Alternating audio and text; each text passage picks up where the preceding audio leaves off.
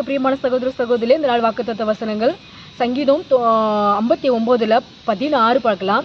நானும் உமது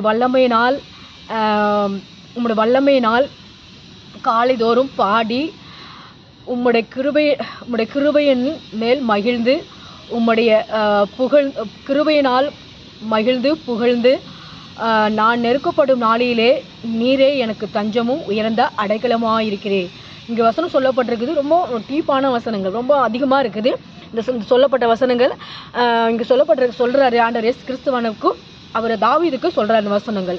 நானும் உமது வல்லமையினால் காலைதோறும் பாடி உம்முடைய கிருபையினால் மகிழ்ந்து புகழ்ந்து நான் நெருக்கப்படும் நாளிலே நீரே எனக்கு தஞ்சமும் உயர்ந்த அடைக்கலமாக இருக்கிறேன். இந்த புதிய வருஷத்தில் நீங்கள் 2024 நீங்கள் எவ்வளோ கஷ்டங்களை அனுபவிச்சிருக்கலாம், துன்பங்களை அனுபவிச்சிருக்கலாம், வேதனைகளை அனுபவிச்சிருக்கலாம்.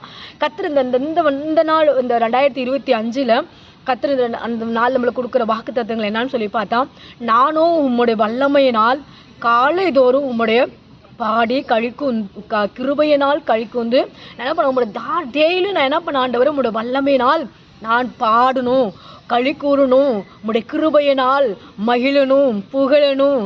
நான் நெருக்கப்படும் நாளிலே கர்த்தாவே நீர் எனக்கு தஞ்சமாயிரு, உயர்ந்த அடைக்கலமாயிரு அப்படின்னு தாவீது கேட்குறாரு.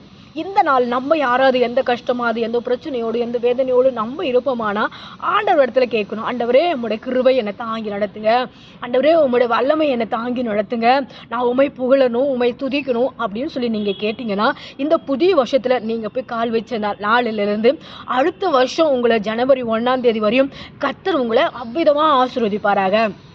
முதலாவது நம்ம என்ன பண்ணோம், ஆண்டவர் இடத்துல விசுவாசிக்கணும், கர்த்தர் இடத்துல நம்பிக்கையாக இருக்கணும், அவரை நம்ம பற்றிக்கொள்ளணும், அவருக்காக நம்ம வைராக்கியமாக வாழணும். இந்த நாள் நீங்கள் கேட்பீர்களா ஆண்டவர் சமூகத்தில் வந்து உங்களை வாழ்க்கையை, உங்களை பிள்ளைகளை, உங்களை குடும்பங்களை அர்ப்பணிங்க.